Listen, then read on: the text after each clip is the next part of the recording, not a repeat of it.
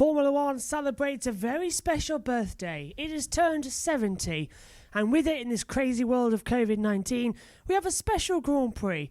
Welcome to the 70th anniversary at Silverstone. Formula One stays exactly where it is for a brand new race. To celebrate 70 years, it's the 70th anniversary Grand Prix. It is the 5th stop on the 2020 calendar.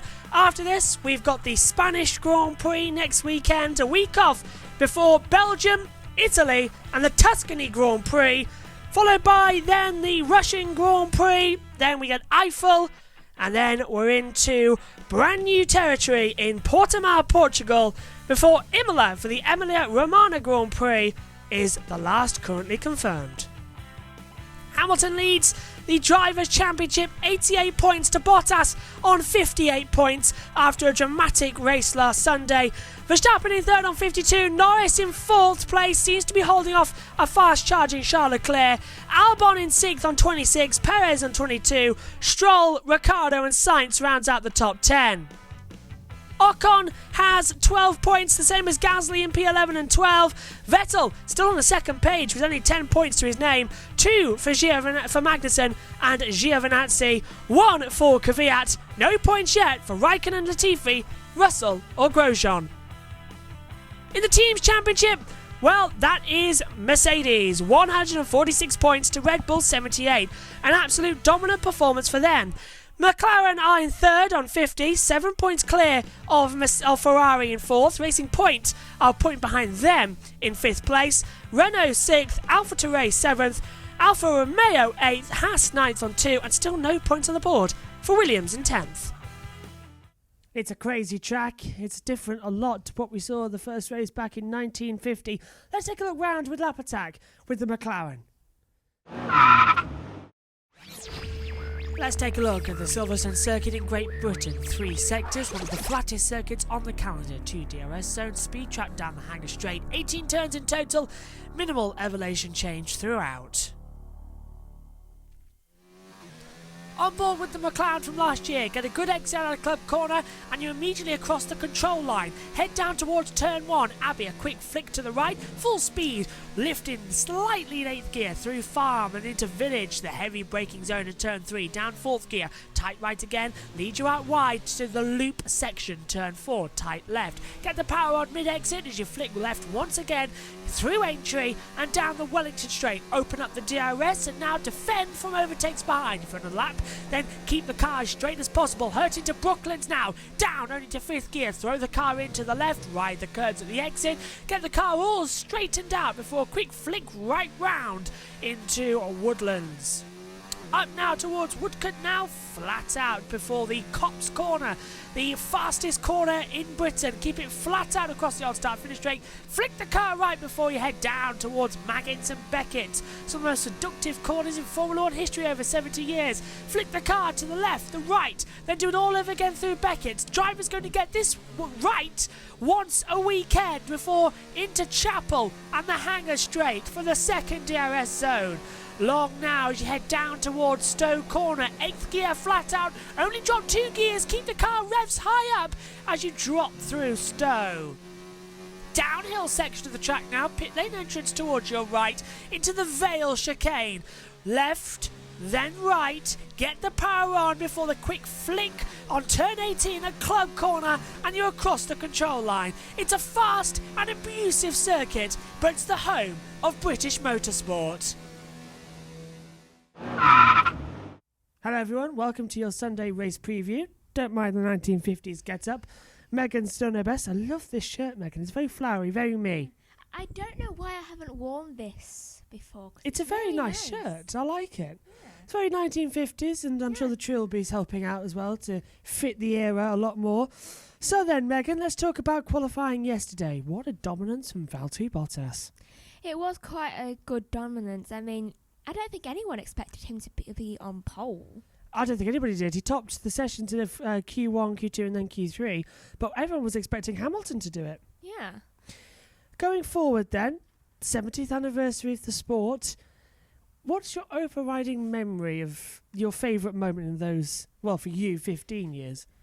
For me, it's the memory of my first Grand Prix I've ever watched. Properly, yeah. Yeah, properly. It was the Abu Dhabi 2009 Grand Prix. That was a good one.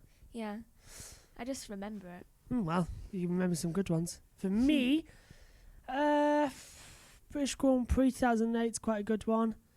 But I think I do love the whole 2001-2002 season. Yeah. Australia 2002 holds a special place. Murray Walker's last commentary, that holds a special place. But It was quite dramatic. yes, it was. We had some great races. And do you think today's going to be a cracker? Possibly, yeah. Hamilton leads the title by 30 points coming into this round. Bottas is now taking pole position. 26 on offer here today, 25 for win, 1 for fastest lap. It seems to be that Bottas is on catch-up. Yeah, he's trying to do better, I feel. Two-stop strategy, yes or no? Yes, for some, though, if this problem that continued from last weekend, then it's possibly some drivers are going to get a free stop. Another thing as well, we saw the soft tyre blistering an awful lot. They don't want to use it during the race. The medium tyre also having issues after 17 laps. Could we see the hard tyre maybe take a dominance? They've only got one set. Yeah. Okay, let's take a look what happened in qualifying then in the qualifying report. So let's go through what happened in the first part of qualifying then for the 2020 70th anniversary Grand Prix for Formula One. A very unusual event, I'm sure you would agree. But George Russell makes it 4 out of 4 so far to qualify into Q2. Since the Styrian Grand Prix, he has matched his performance and got through at every single race. He has been dominant. Bottas got the better of Hamilton in the first part of qualifying session. He was just 0.080 ahead as well. They were comfortably clear, though, of Max Verstappen and Alexander Albon going forward as well. Alexander Albon did 2 runs. His second was good enough for 3rd place overall. 1 pace over clear of Verstappen, who was so confident of his run that he only did 1 lap going into that first part of qualifying. There was drama for George Russell, however, because as he appeared to be blocked heavily by Esteban Ocon, the Williams driver described the Frenchman's driving as problematically dangerous as well. So the steward said they will investigate the incident after the race, and Esteban Ocon has been given a drop of 3 grid places going into this race and starts down in 14th place after he got through. They both did make it to Q2, so that promotes him down as well. Danny Kvyat ran wide at Stowe, reported that the floor was damaged as well. Bad session for him. Knocked out in the first session, though, was Kvyat, Magnussen, Latifi, Giovinazzi and Kimi Raikkonen starting at the back of the grid once again this year. In qualifying 2, Nico Hülkenberg was the big star, getting through to the third part of qualifying for the first time since the Brazilian Grand Prix last year, but Sebastian Vettel, the big name to be dropped out.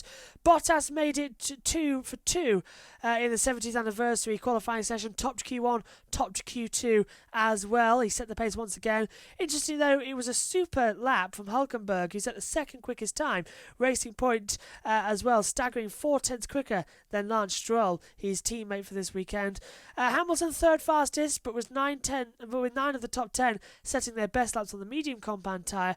It's interesting to see that is going to be that run. Max Verstappen said his run on the hard compound tyre starts the race on the hards, so that's something to watch out for. Nobody set their starts in the top 10 on the softs. Vettel, however, failed to reach Q3 for the second time this year. That compared to missing Q3 just once last year. He's missed it twice this year, so Vettel's not going well at all. Knocked out were Ocon, Vettel, Sainz, Grosjean and Russell, but don't forget Ocon has that 3-place grid penalty, so starts further back on the grid. In terms of qualifying 3 then, well, it was a brilliant session from start to finish. A little bit dull in the middle, but Valtteri Bottas took pole position to teammate Lewis Hamilton by 0.063, one of the closest gaps we've seen in qualifying for a long time here at Silverstone. It was interesting, though, that 3rd place went to Nico Hülkenberg.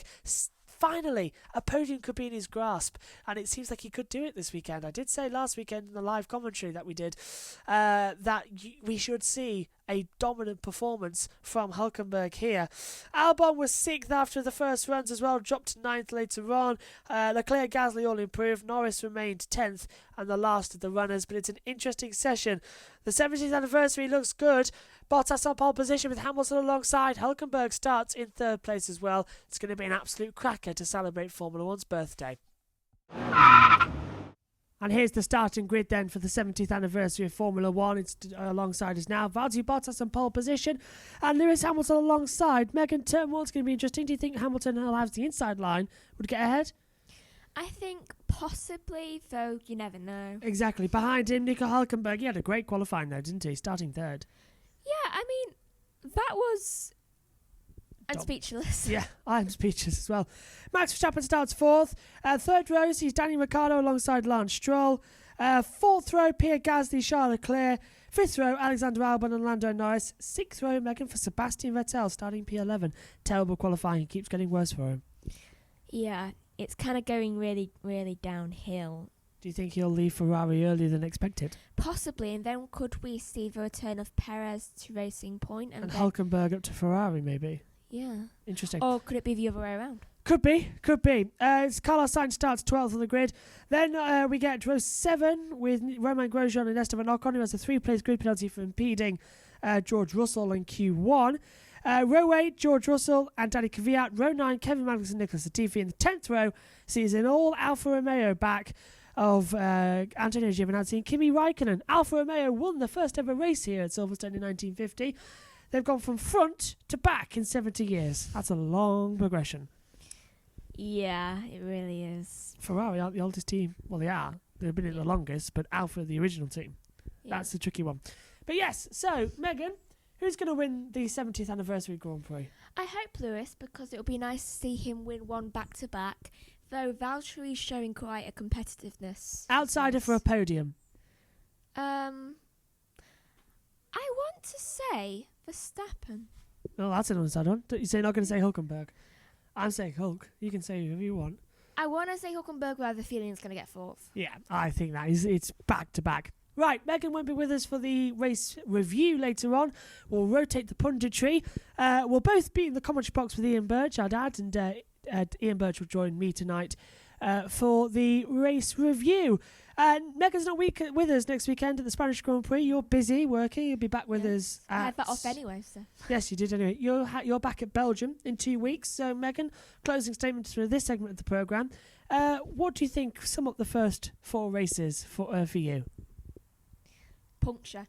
Oh, well, that's it. Okay. Thank you, Megan. They've all had punctures. Thanks, Megan. See you in the commentary box later on, and you'll be back with us in 2 races' time at the Belgium Grand Prix. She misses Spain.